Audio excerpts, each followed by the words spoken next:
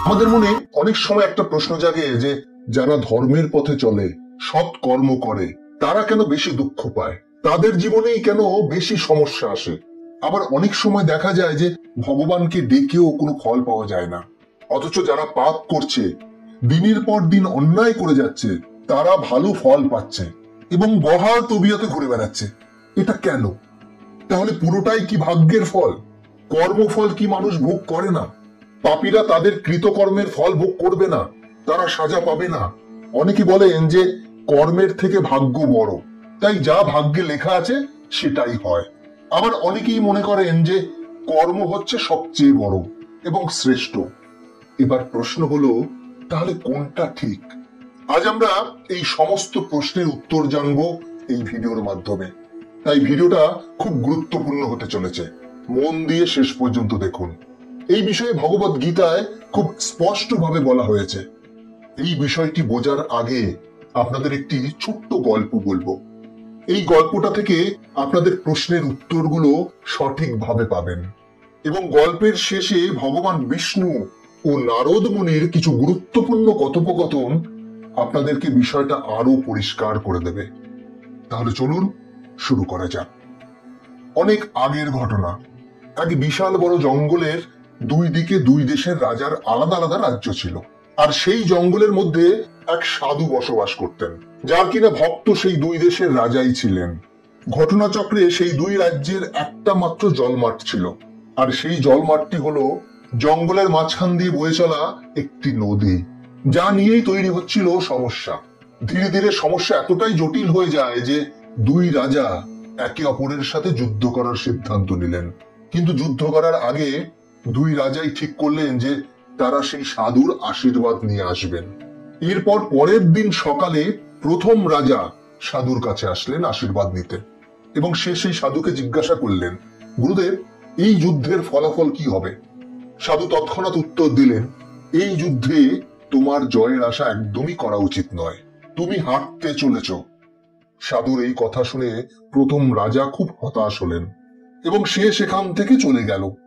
রাজ্যে ফিরে এসে তার সেনাদলকে বলল, এই যুদ্ধে আমাদের হার একেবারে নিশ্চিত, কিন্তু তাতে কোনো দুঃখ করো না। আমাদের এই যুদ্ধে একদম সর্বশক্তি দিয়ে লড়তে হবে এবং এমন বীরত্বের সাথে লড়তে হবে যাতে ইতিহাসে আমরা অমর হয়ে যাই।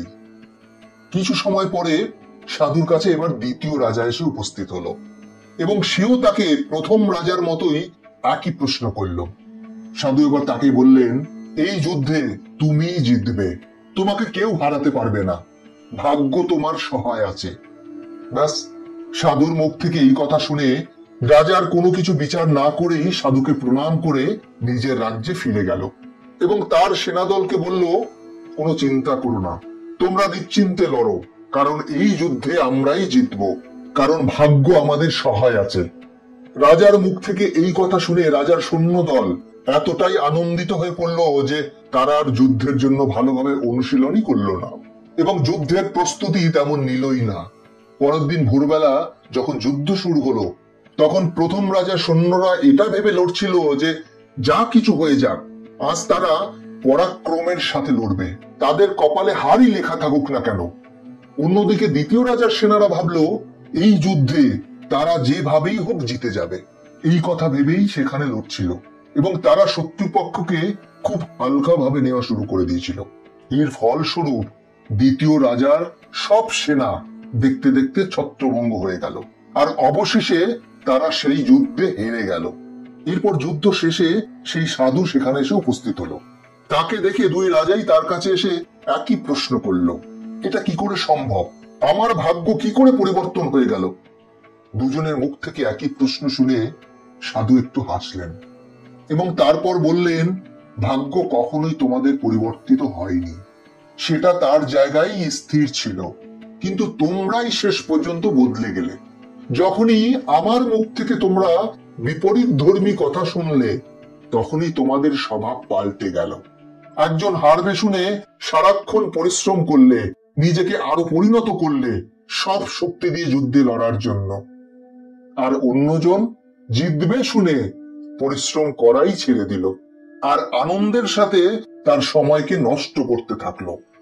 একটা কথা সর্বদা মাথায় রাখবে, ভাগ্য হচ্ছে একটা লোহার সমান, আর কর্ম একটা চুম্বকের সমান। যেখানে কর্ম নামক চুম্বকের উপস্থিতি থাকবে, সেখানেই ভাগ্যের লোহা আকৃষ্ট হবে। অর্থাৎ এক কথায় যদি বলি, কর্ম করলেই তোমার ভাগ্য সহায় হবে, কিন্তু ভাগ্যের ভরসায় বসে থাকলে এবং কর্ম না করলে তোমার জীবনে সর্বদা পরাজয়ই আসবে। গীতাতেও এই বিষয়ে একই কথা বলা আছে। গীতায় 2য় অধ্যায়ের 47তম শ্লোকে শ্রীকৃষ্ণ বলেছেন, কর্ম করে যাও, কিন্তু ফলের আশা করো না। কারণ কর্ম করায় তোমার অধিকার আছে, কিন্তু সেই কর্মের ফলে তোমার অধিকার নেই। এই জন্যই ফলের প্রতি আসক্ত না হয়ে নিজের কর্ম করে যাও। আশা করি এবার তোমরা বুঝতে পেরেছো কর্ম এবং ভাগ্যের মধ্যে কোনটা সবচেয়ে বড় এবং কেন বড়। তাই আজ থেকে নিজের ভাগ্যকে দোষ না দিয়ে বরং নিজের কর্মের মাধ্যমে নিজের সেই খারাপ ভাগ্যকে বদলানোর চেষ্টা করো। কর্ম ছাড়া কোনোভাবেই নিজের ভাগ্যকে বদলানো বা গঠন করা সম্ভব নয়। এবার মূল গল্পে আসি। একবার মহর্ষি নারদ ভগবান বিষ্ণুর কাছে গিয়ে অভিযোগের সুরে বলল, প্রভু, পৃথিবীতে আপনার প্রভাব কমে গেছে।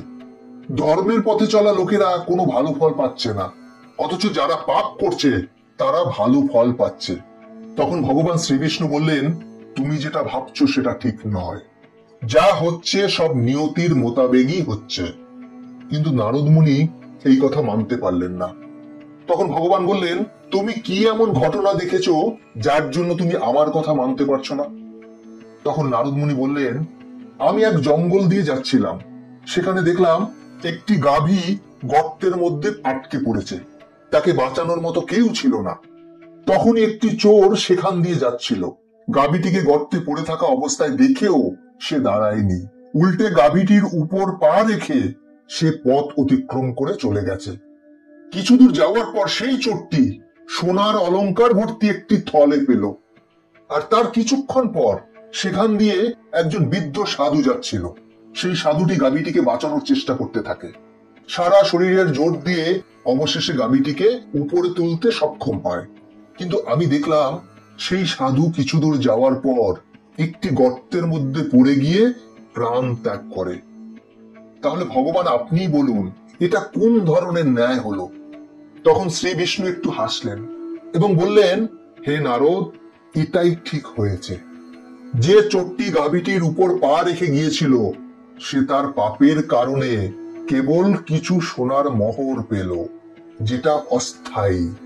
আর অপর দিকে সাধু গর্তে পড়ে যে প্রাণ ত্যাগ করেছিল তার কারণ হলো ওই সাধুটির ভাগ্যে মৃত্যু লেখা ছিল এবং সেটা খুব কষ্টদায়ক ছিল। কিন্তু সাধুটি ওই গাভীটিকে বাঁচানোর ফলে তার পুণ্যতা এতটাই বেড়ে গিয়েছিল যে সাধুটির কষ্টদায়ক মৃত্যু তার পুণ্যের ফলে ছোট্ট একটি ব্যথায় বদলে গেছে।